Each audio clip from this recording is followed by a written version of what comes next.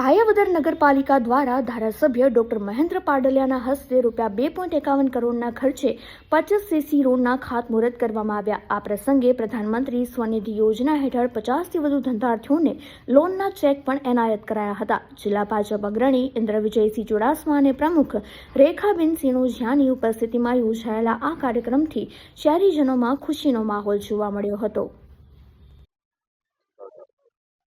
મહેન્દ્ર પાડલિયા ધારાસભ્ય ધોરાજી ઉપલેટા વિસ્તાર આજરોજ ભાયાવદર નગરપાલિકા વિસ્તારમાં સ્વર્ણિમ જયંતિ મુખ્યમંત્રી યોજના અંતર્ગત 2,51,00,000ના 25 જેટલા સીસી રોડના ખાતમુહૂર્તનો કાર્યક્રમ યોજવામાં આવ્યો।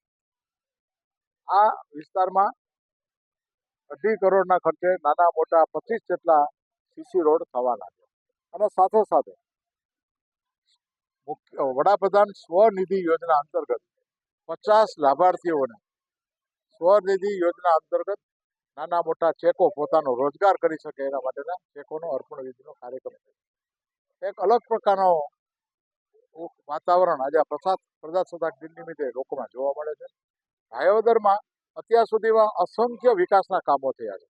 450 જેટલા લોકો લાભાર્થીઓને PM Awas Yojana prime minister Awas Yojana અંતર્ગત પોતાના ઘરના ઘર થઈ ગયા। હજી 115 ઘર થવાના છે। આયુષ્યમાન કાર્ડ હેઠળ ઘણા લાભાર્થીઓને પોતાનું એક આવી પડેલ પીડા અંતર્ગત એને લાભ મળ્યા છે। આ સિવાય અસંખ્ય યોજના અંતર્ગત ભાયાવદરનો એક અભૂતપૂર્વ વિકાસ થઈ રહ્યો છે। ત્યારે ભાયાવદરની જે નગરપાલિકાની ટીમ છે, પ્રમુખ, ઉપપ્રમુખ, કારોબારી ચેરમેન તમામ સભ્યો કે એને ખૂબ ખૂબ અભિનંદન આપું છું અને આ ભાયાવદરની જનતાને હું શુભેચ્છા પાઠવું છું। મારું નામ ઇન્દ્રવિજયસિંહ ચુડાસમા, ઉપપ્રમુખ શ્રી રાજકોટ જિલ્લા ભાજપ।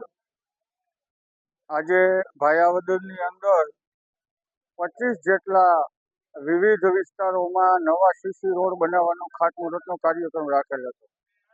મુખ્યમંત્રી સ્વર્ણિમ વિકાસ યોજના અંતર્ગત 2.51 લાખના ખર્ચે ભાયાવદરના દરેક 1 થી 6 વોર્ડમાં 25 જેટલા નવા સીસી રોડના કામનું આજે આ વિસ્તારના લોકપ્રિય ધારાસભ્ય ડોક્ટર મહેન્દ્રભાઈ પાડલિયાના વરદ હસ્તે કરવામાં આવ્યું।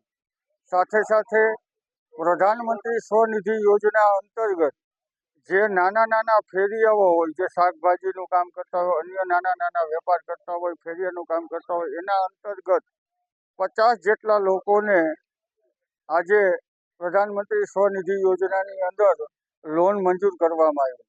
આ બંને કાર્યક્રમમાં નગરપાલિકાની ચૂંટાયેલી ટીમ, ધારાસભ્યશ્રી, ગામના લોકો, વિસ્તારના લોકોએ ઉમંગભેર ભાગ લીધો હતો।